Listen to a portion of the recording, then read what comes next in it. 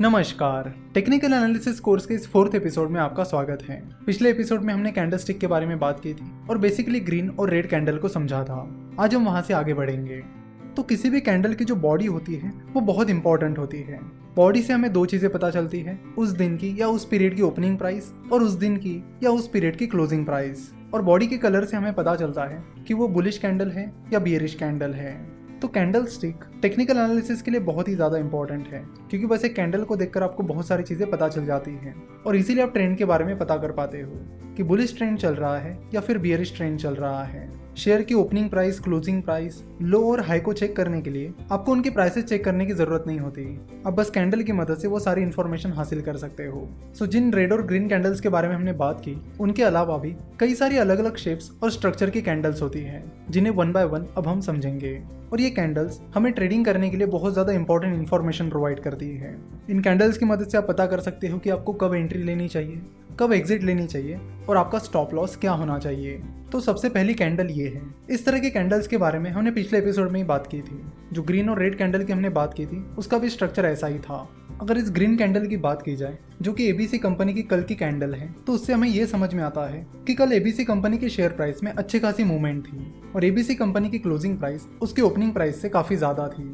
Similarly अगर इस red candle की बात की जाए और अज्यूम किया जाए कि ये रेड कैंडल XYZ नाम की कंपनी की कल की कैंडल है, तो इससे हमें समझ में आता है कि XYZ नाम की कंपनी की शेयर प्राइस में कल अच्छी खासी मूवमेंट थी और कंपनी की क्लोजिंग प्राइस उसकी ओपनिंग प्राइस से कम थी। नाउ अब इन कैंडल्स की बात करते हैं। तो अगर आप देखोगे तो इन कैंडल में और पिछली वाली कैंडल्स में डिफरेंस ये था कि पिछली वाली कैंडल्स की जो शैडोज थी वो काफी लंबी थी और इन कैंडल्स की जो शैडो है वो उतनी लंबी नहीं है। तो अगर किसी कैंडल की शैडो कम है तो उससे हमें क्या पता चलता है? तो उससे हमें पता चलता है कि अगर वो ग्रीन कैंडल है तो उसकी क्लोजिंग प्राइस उसके हाई प्राइस के काफी नजदीक थी और साथ ही उसकी ओपनिंग प्राइस उसके लो प्राइस से काफी नजदीक थी। वही अगर वो रेड कैंडल है तो उससे हमें पता चलेगा कि उसकी क्लोजिंग प्राइस उसके लो प्राइस से काफी नजदीक है और उसकी ओपनिंग प्राइस उसके हाई प्राइस से नजदीक है, जैसा कि आप यहाँ पर सामने देख सकते हो।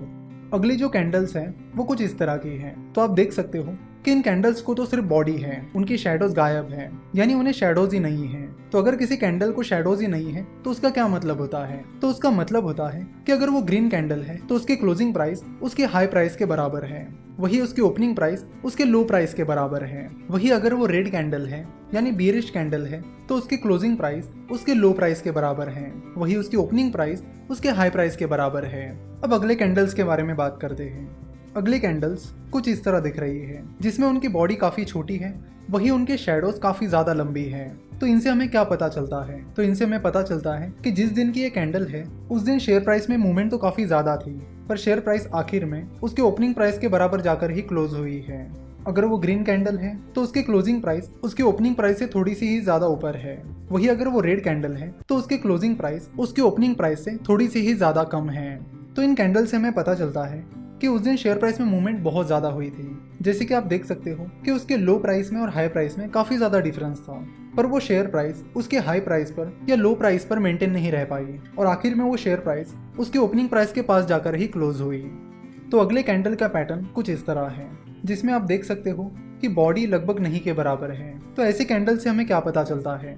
तो ऐसी कैंडल से हमें पता चलता है कि उस कैंडल की ओपनिंग प्राइस और क्लोजिंग प्राइस सेम ही है। अगर ओपनिंग प्राइस और क्लोजिंग प्राइस सेम है तो फिर वो कैंडल रेड है या ग्रीन है, इसका सवाल ही नहीं आता। तो ऐसे कैंडल से हमें ये समझ में आता है कि शेयर प्राइस में मूवमेंट तो अच्छी खासी थी, पर शेयर प्राइस जहां पर ओपन हुई वही जाकर क्लोज हो गई, वो अपने मोमेंटम को बनाए नहीं रख पाई। उसके बाद कुछ कैंडल इस तरह की होती है जिनमें लोअर शैडो ही नहीं होती। तो ऐसी कैंडल्स हमें बताती है कि अगर वो ग्रीन कैंडल है तो उसकी ओपन प्राइस और लो प्राइस सेम है, पर उसकी क्लोजिंग प्राइस और उसकी हाई प्राइस सेम नहीं है, उसकी क्लोजिंग प्राइस और हाई प्राइस डिफरेंट है। सिमिलरली अगर वो रेड कैंडल है तो उसका मतलब होगा कि उसकी क्लोजिंग प्राइस और लो प्राइस सेम है, वही उसकी ओपनिंग प्राइस और हाई प्राइस डिफरेंट है। देन अगला पैटर्न कुछ इस तरह दिखता है, जिसमें अपर शैडो ही नहीं होती।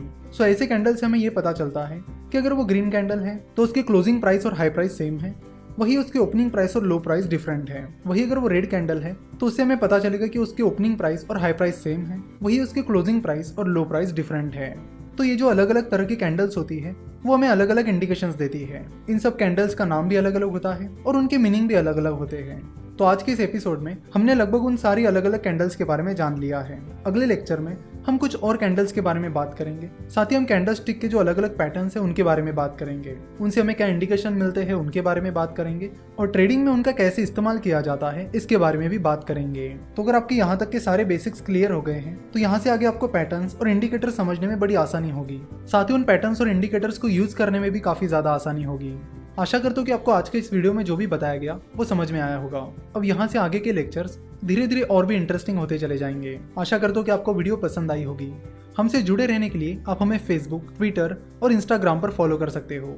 साथ ही फाइनेंस और इन्वेस्टमेंट के बारे में और जानकारी के लिए आप हमारी वेबसाइट www.finnovations.com विजिट कर सकते हो। हमसे जुड़े रहने के लिए आपका बहुत बहुत धन्यवाद।